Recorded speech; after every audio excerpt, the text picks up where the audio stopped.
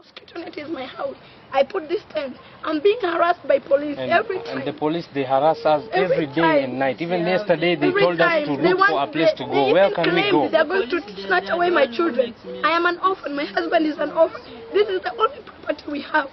Now what I am requesting, either I should be helped or I should be thrown out. At least I go somewhere and look for help. When you say you're being persecuted, who is persecuting you? My community. My community. My community is the ones who are persecuting me. Why? Because I am married to a non-Somali girl. Yeah. How long have you been camping here? Now I am here for a week, but I've been here for 2 months. I was here again for a month. And when I come, they tell me, your case is in process. For here, you're not supposed to be here because you've been given resettlement. Resettlement is not all we need. We need safety. And they claim that I will be safe in the camp. In the camp is not safe. How did my child got poisoned? I have the documentation from the police. I have everything. My child was poisoned. She was nearly dead. And I came here. They claim that there's no protection house in Kampala, of which is very impossible for UNHCR to have a shelter in Kampala. I talked with one UNHCR worker the other day. You know what he told me? He told me there's a shelter, but it's expensive to keep me in a shelter because they don't know when Canada will come for me. Now I am requesting, if the shelter is expensive, let them keep me in the compound of the shelter. I will put this tent, I will sleep there. Let them not give me food because here there's no food. My children eat only once a day.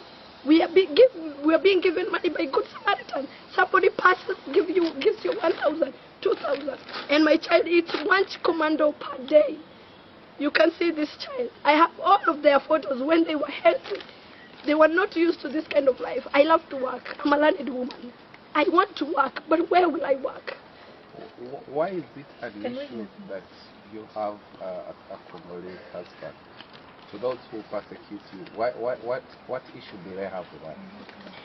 Because Somalis, they believe this. A Congolese is not a Somali, of course, because of the difference of our hair, the difference of our nose.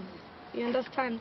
Somalis, we are our culture is more of an Arab, and it is a taboo in my tribe. We are not allowed to marry another tribe. And if you marry, it's upon you. Now it depends with your family. If your family are so bad, they keep on incite your tribesmen, your clansmen, they incite them. And one thing with Somali for sure, if you're good, every Somali will know you're good. But if you're bad, every Somali will know that you're bad. Somalis are good in passing messages.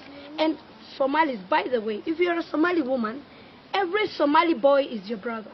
Every Somali man is your father. That is how it is.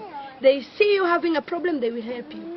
They see you doing something that is not allowed in our culture, they will be against you. So, were you able to identify some of these people who have been tracking and threatening to harm you?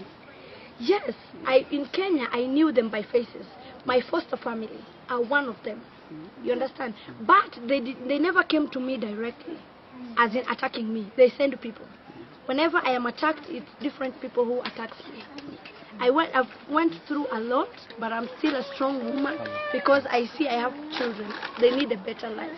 I don't want them to go through what I went through. Can we hear from them?